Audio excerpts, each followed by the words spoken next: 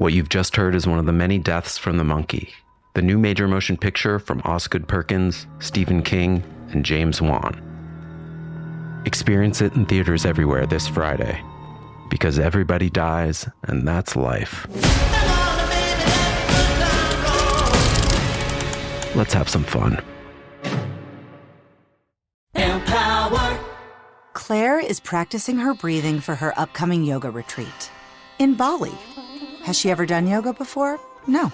But Claire worked with Empower on her savings and investment strategy. She got good at money, so she can be a little bad. Empower. Invest well, live a little. Join our 19 million customers today at empower.com. Past performance is not indicative of future returns. Investing involves risks. You may lose money. Advisory services are provided for a fee by Empower Advisor Group, LLC, EAG, a registered investment advisor with the Securities and Exchange Commission. Om Namaste.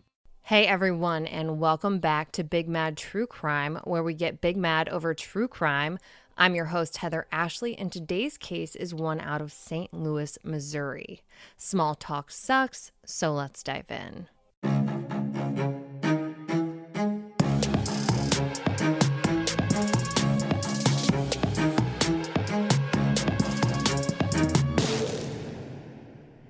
Phoenix Coldon was the only child of Goldia and Lawrence Coldon, and they spoiled her with love every single day since the day she was born in 1988. The family was born in California, but they moved to St. Louis when her dad got a better job offer. He took the gig and they headed east to a small area of the city called Spanish Lake and never looked back. Even though her father worked hard and her mother was a social worker, they never ran out of time to make sure that Phoenix knew that she was the center of their world. Goldia managed to homeschool Phoenix for part of her life. They got her into fencing and music. She won a crap ton of fencing awards and was really respected in the sport, and also learned how to play the piano and the guitar and even the freaking handbells. You know, the ones that you see in churches during Christmas time, or that one really cool episode of New Girl? Bonus points if you get that reference. Anyways, she was talented. Phoenix was their star, and she was a light to more than just her parents. She had no trouble fitting in. She excelled in college, where she attended the University of Missouri St. Louis, and she had plenty of friends at her church, where she was very involved in, especially in the choir. Every Sunday, she was there like clockwork, and the church wasn't just an obligation to her. Her faith was something she genuinely felt in her soul, and she wanted to share that with the world, which is why Sunday, December 18th, 2011, seemed like any normal Sunday. Phoenix, who was 23 at the time and currently living at home with her parents while she attended her junior year at UMSL, woke up and got ready for church.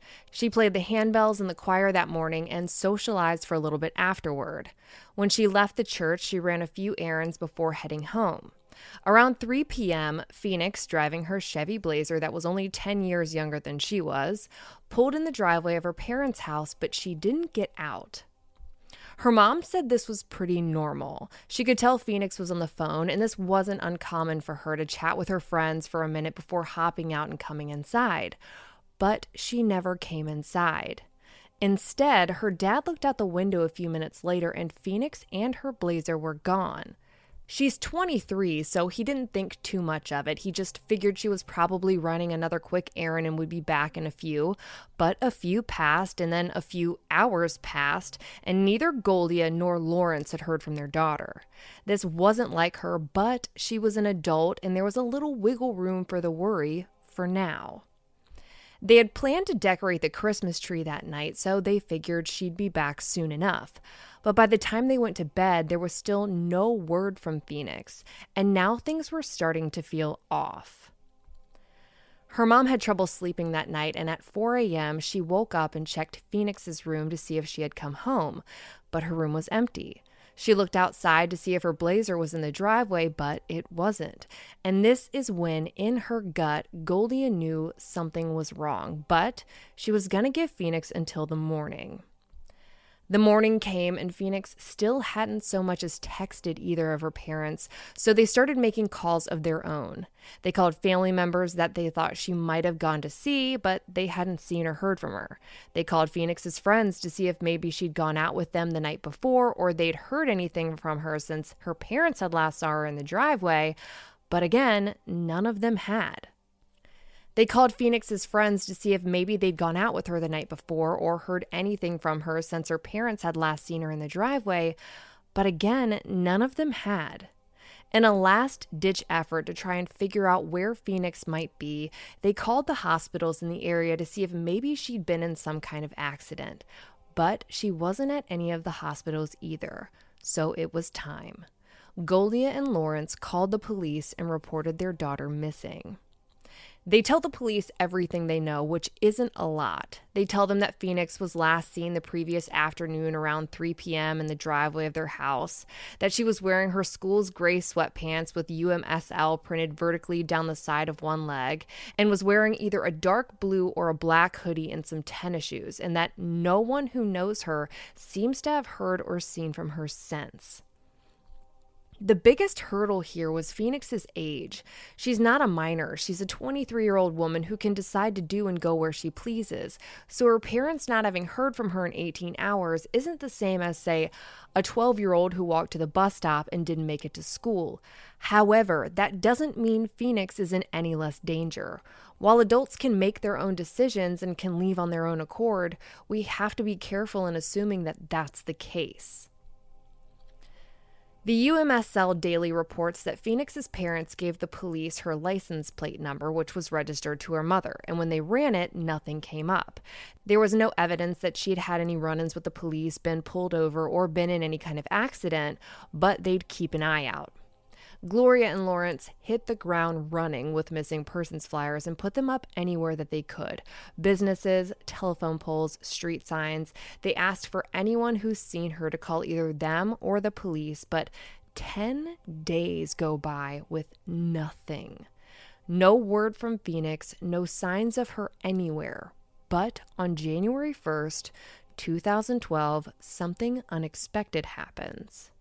Gloria and Lawrence were starting off an entire new year wondering how they were supposed to survive it with the gut-wrenching emptiness of having a missing child when their phone rang.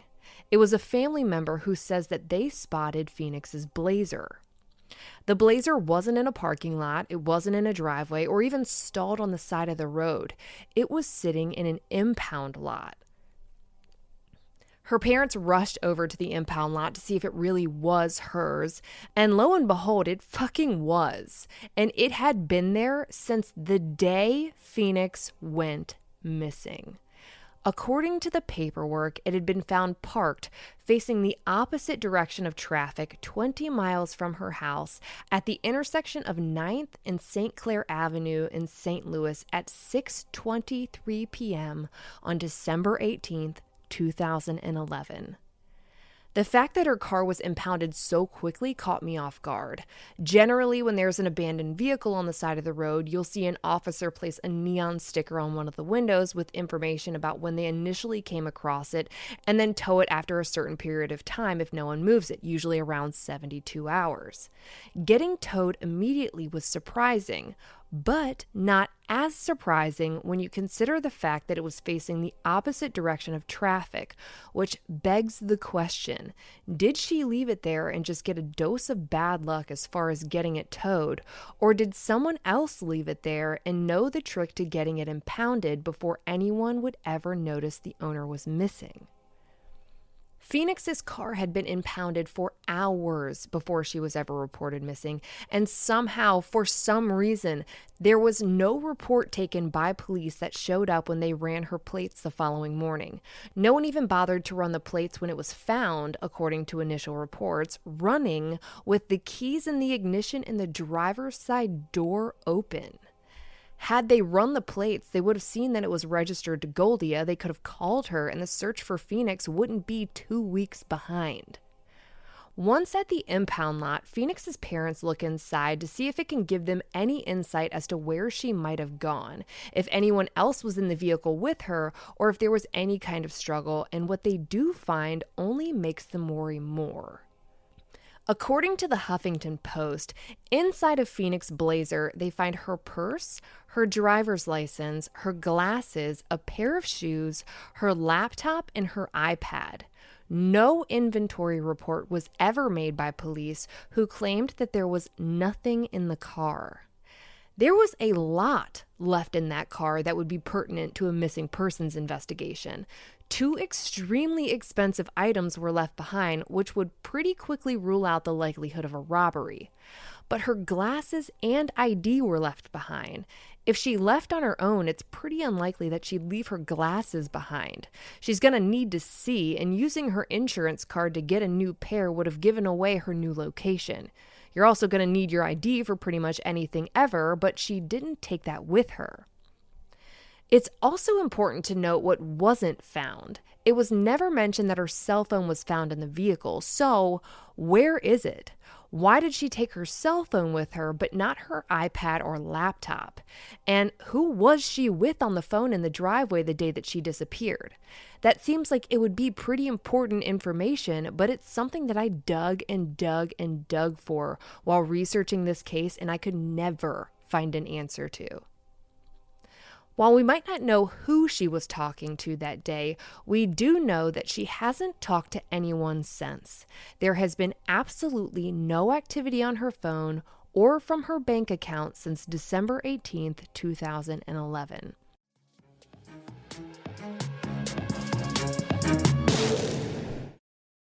In a way, it ends where it begins. Very insightful. Thank you for sharing this Red Baron with us, Linda. It's so tasty, it makes me want to share something of my own. I didn't actually read the book. Me neither. I watched the movie last night. I judged it by its cover. I haven't read a book since middle school. I'm secretly seeing 2 other book clubs. And I can't even read. I'm not really Gary. He just paid me to be here. Sharing Red Baron pizza can lead to more sharing. Goldie and Lawrence call the police department and let them know that they found Phoenix's car and everything that they found in it, and her parents head out to that intersection to put up flyers and talk to anyone they run into to see if maybe they had seen Phoenix. This intersection was right off of a very busy highway and in a really sketchy part of town, riddled with abandoned houses. This area has a pretty atrocious crime rate, literally the 5th most dangerous city in the country when it comes to violent crime, according to alarms.org. It wasn't anywhere they expected their daughter to be, let alone an area they'd expect her to leave her car running in. And they didn't expect many people to be willing to talk to them about a missing person, but sometimes people surprise you. According to the Huffington Post, the family did come across some people who say they had seen Phoenix the day she went missing, but they hadn't seen her since. And this begs the question, where did they see her and what made them remember seeing her 2 weeks after the fact?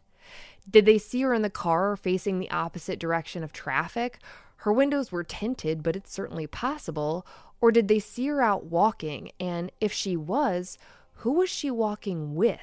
Again, these are questions that no matter how much I looked into this case, I couldn't find the answers to. I pulled up a map of this intersection to see what I could find, and within a 2.5 block radius, there was an ATM and a bus stop, both of which should have cameras. Whether they were ever checked for footage of Phoenix, again, I couldn't tell you because frankly, no one has ever mentioned either in any of the publications that I've come across. You would assume that police would have rushed over to that impound lot and seized Phoenix's car and processed it for evidence, but it doesn't look like that's how this went down, because her own parents were told that they needed to pay $1,000 to get it off the lot. An impound lot, which had been holding the car of a missing person for 2 weeks, expected the parents of said missing person to pay $1,000 to get it out. According to the Huffington Post, that fee wasn't waived until Goldie and Lawrence filed a complaint with the mayor. This is the kind of shit that parents of missing children shouldn't have to deal with. Where were the police during all of this? There was no report made on the vehicle being towed. There was no inventory report taken on the items inside of the vehicle when it was towed because they allegedly said there was nothing in it. And now when the vehicle is found, they're not seizing it from the impound lot. On January 5th, 2012, the police finally went out to where her Blazer had been towed from and brought cadaver dogs with them. At this point, 2.5 weeks into her disappearance, regular old scent tracking dogs wouldn't have much to go off of, so cadaver dogs were their best bet. If Phoenix had been killed prior to her car being abandoned, but alas, the dogs alerted to nothing. According to KMOV, the police are back out there the next day, but this time it's because of a tip. They're searching a wooded area near the intersection, and they've got the SWAT team with them. It's never revealed what that tip entailed or what they thought they might find back there, but this very small wooded area, it spanned about a block, and the only things on that block would have been that ATM that no one ever seems to mention that should have been equipped with cameras, and 2 small buildings that sit side by side. Regardless of the tip and the added manpower and what seems to have been the most police work done in this entire case, 2.5 weeks in less than 48 hours, the tip and the search wound up being nothing. 10 more days pass with no news, no updates, nothing. Goldia and Lawrence are left waiting and wondering what happened to their daughter. It's almost like they had to mourn her disappearance all over again when they found her vehicle. The biggest clue in her case had been found hours before she was ever reported missing, and it went unnoticed for 2 weeks. And it would have been longer had a family member not stumbled across it. Regardless, Phoenix's parents are still holding out hope that wherever she is, she's alive. They try to get any media attention they can on their daughter's case, and the West End word comes through. They do an interview with Phoenix's parents, and they say that they want everyone to pray that Phoenix is still alive, and that anyone who knows anything about where she might be, please come forward. Goldia tells the outlet that she just wants her daughter home where she belongs, safe and unharmed. The next update doesn't come until January 28th, and it's just a quick blurb on the evening news. It's an update that not many people ever really talked about because, frankly, I don't think many people saw it. But those who did said that the report included the detail that there's reason to believe that Phoenix might be in the Kansas City area. But that was it. No reason as to why she might be there or how anyone came to that conclusion, whether it was the sighting or anything else, but that was the beginning and the end of the red herring that was Kansas City, Missouri. A few days later, Phoenix's mom makes a post on Facebook, the same kind that she normally does, just trying to bring awareness to her daughter's case and to see if anyone knows where she might be, but this time it goes a little sideways. People start commenting that Phoenix isn't missing at all, that instead she has friends that are helping her stay away from her family due to control issues, that this isn't the case of a missing person, this is just the case of an adult who wanted to get away from the life she was living and start over.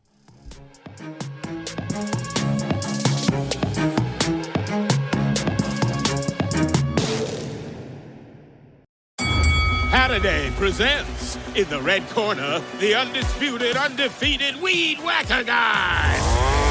Champion of hurling grass and pollen everywhere. And in the blue corner, the challenger, extra strength Saturday. Eye drops that work all day to prevent the release of histamines that cause itchy allergy eyes. And the winner by knockout is Saturday. Saturday, bring it on.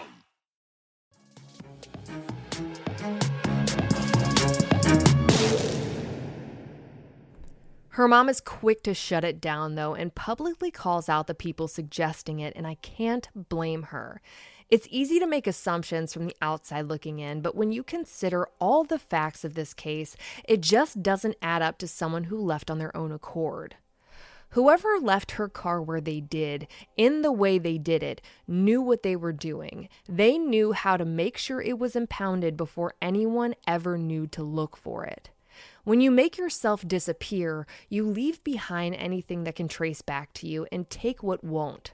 Her phone was not left behind, and that would have traced back to her. And while it wasn't left behind, it also wasn't ever used again. So you have to ask why it was taken. Was it taken because it had information on it that someone didn't want police to find? Because they weren't worried about anyone finding anything on her iPad or her laptop?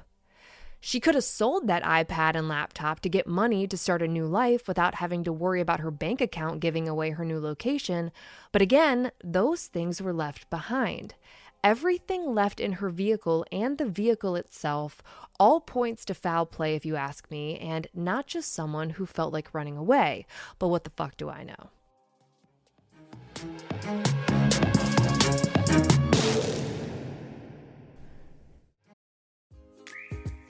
Children's Dimetapp knows the sick day struggle is real. But it doesn't have to be.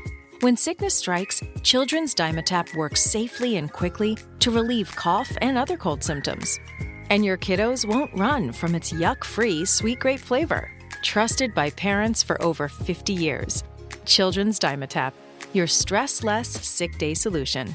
Use as directed.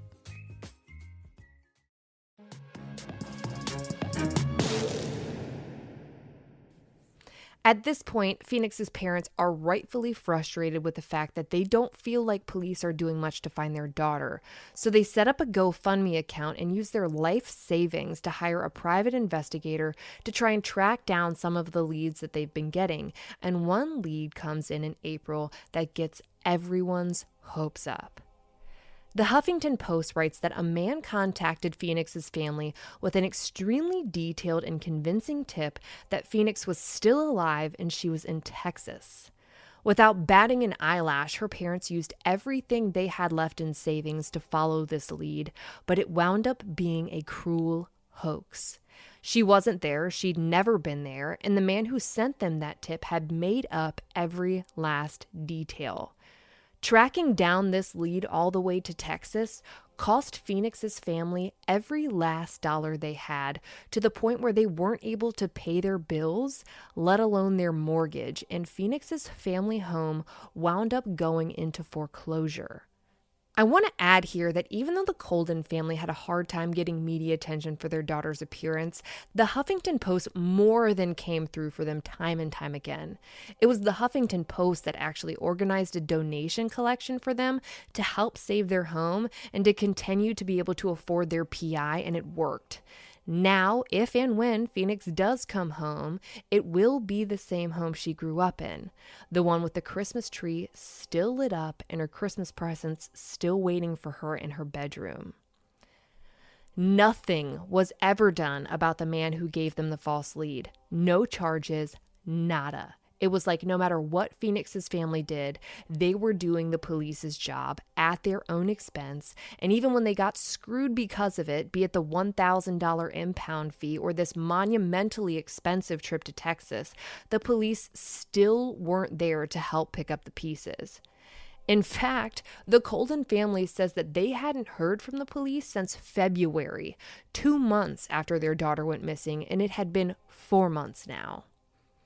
Another full month passes, and while there are no updates from the police, Phoenix's parents start learning about another side to their daughter's life that they were completely unaware of. Phoenix was 23 when she disappeared and still living with her parents. This isn't totally uncommon, but it's not exactly common either. According to St. Louis Today, though, she hadn't always lived at home. In fact, with the help of her mother co-signing a lease on an apartment, she actually moved out on her own when she was 18. At the time, her mother was under the impression that she was going to be rooming with a girlfriend of hers, but it turns out that was never the case. For the 4 years she lived on her own, from the age of 18 to 22, she'd actually been living with a boyfriend she didn't want her parents knowing she was living with, and I can only imagine that took some extensive effort to hide for 4 years. Not only that, but they learned that their daughter, who they thought was a junior at UMSL, had actually not enrolled in classes that fall semester when she disappeared. There was clearly something going on in her life that was out of the norm around the time she vanished, all of which is and should have been pertinent to the police's investigation from day one, hour one. Phoenix had this whole entire side of her life that her parents were completely unaware of. Lawrence and Goldia said that they tried to reach out to this boyfriend that she lived with up until she was 22, but he didn't respond. Do with that what you will. But St. Louis Today reports that police don't consider him a suspect, which is one of the first times I've ever heard them make any kind of comment on this investigation. But interestingly enough, neither do Phoenix's parents. They do, however, worry that he might have gotten their daughter mixed up with the wrong crowd. Phoenix's birthday passes and her family and friends don't celebrate because they don't feel like it's appropriate. She's not there. She's still missing. They'll celebrate again when she comes home, and they still very much hold out hope that one day she will. The 6-month mark comes and goes, and there are still no leads. An entire year passes, an entire year of false hope, frustrating dead ends, and an entire year of holidays without their daughter. There have been little to no updates from police, but as always, the Huffington Post, who seems to be one of the only outlets diligently covering this case and going to bat for the Coldon family, reports that the PI working with them does not believe that Phoenix left on her own. The 2-year mark passes, then the 3-year, and the 4, and the 5, and the 6, and the 7. It has been almost 9 years now since Phoenix Coldon vanished without a trace, and police are no closer to finding her than they were 2.5 weeks after she was last seen in her driveway. Her parents still search for her on a regular basis, reaching out to advocates, speaking to experts on human trafficking, putting up flyers, talking to the community, and even searching abandoned houses. The lack of police work in this case has baffled me from the beginning. The fact that they kept little to no contact with her family, the fact that they had no record whatsoever of her car being towed, and the fact that her own parents were the ones who had to let police know where it was. The fact that no inventory report was written on the items in the vehicle because the officer said there was nothing in there when crucial evidence was sitting there waiting to be found just 2.5 hours after she was last seen. But instead, it took more than 2 weeks to find. There are so many avenues that should have been driven down that seemed unimportant to those investigating this case. And I'd love to be wrong about that, but there hasn't been a peep about the investigation or any progress from law enforcement in any of the very few articles ever written about her. When I cover a missing persons case, I'm usually drowning in publications from every local news station within a 50-mile radius, on top of the national coverage they usually get at least once or twice. But that wasn't the case here. There have been no named suspects or persons of interest, and frankly, the biggest advocates in finding Phoenix have been her parents. They've begged the media to cover her case, but haven't had much luck outside of the Huffington Post, making sure that Phoenix's name is never forgotten. Most articles about her disappearance have timed out and been moved to archives. Her missing Facebook page is no longer there, and the community support seems to dwindle by the day as we get further and further away from the last time she was seen. Just when it seemed like people were forgetting all about her case, Oxygen did a limited series, and they did a deep dive and found something new. In the series, her mom is seen dumping out a bag that contained all the items found in her car. Some of it seemed like trash, but one was a piece of mail that caught their eye. It was a phone bill, but it was in collections. Phoenix was on her parents' phone plan and didn't have a bill, and it certainly wasn't ever in collections. Her mother, seemingly unshocked, acknowledges that it looks like Phoenix had a second phone that they never knew about. How no one noticed this until now is beyond me. Now, not only do we still not know who Phoenix was talking to in the driveway that December afternoon in 2011, we don't know which cell phone she was on at the time. Accessing the records to that secret second cell phone and analyzing the numbers she frequently called on it and cross-referencing them with the numbers she did not call on the other phone her parents paid for seems like it would be a natural no-brainer for police. But here we are, this many years later, and we're somehow just now finding out about this phone, when that bill was in her car when it was towed before anyone even knew she was missing. This isn't something that fell out of thin air. That Blazer should have been taken off that impound lot by the police and processed with a fine-tooth comb, but again, here we are. As the docuseries continued, the details about how her car was found also change. According to the officer who found the vehicle, the car was not found running and the door was not found open. The officer said he just figured the car had run out of gas and didn't think there was anything suspicious about it. But nonetheless, why weren't her plates run? If they were, they would have seen that it was registered to Goldia and could have called her and asked why her vehicle was parked on the side of the road, facing the wrong direction of traffic, and police wouldn't have missed out on the first crucial 48 hours. But they didn't so much as write a report that it had been towed, and instead of missing out on the first 48, they missed out on the first 2 weeks. In the end, everyone who is still investigating this case seems to think that Phoenix is still out there somewhere, that someone knows what happened that day and knows where she is now. And if that person is you, or if you think you might know someone who does, please call 305-482-3771. That's 305-482-3771. For all photos and maps pertaining to this case, check out Phoenix's highlight at the top of my Instagram profile at @TheHeatherAshley, and join me there tonight at 9 p.m. Eastern, where you go live with me and we talk about the utter frustration that is this case. If you like your podcast ad-free, head over to our Patreon at patreon.com/BigMadTrueCrime, or for just $1 whole a month, your episodes are totally ad-free. If you need more episodes in your life, for just $5 a month, you get a bonus episode on the first Monday of every month. All your episodes are ad-free, and you'll also receive a forever discount code for all Big Mad True Crime merch. And of course, anytime you sign up, you get instant access to all previous bonus episodes. I'll be bringing you a brand new case a week from today, and I cannot wait. But until then, we out.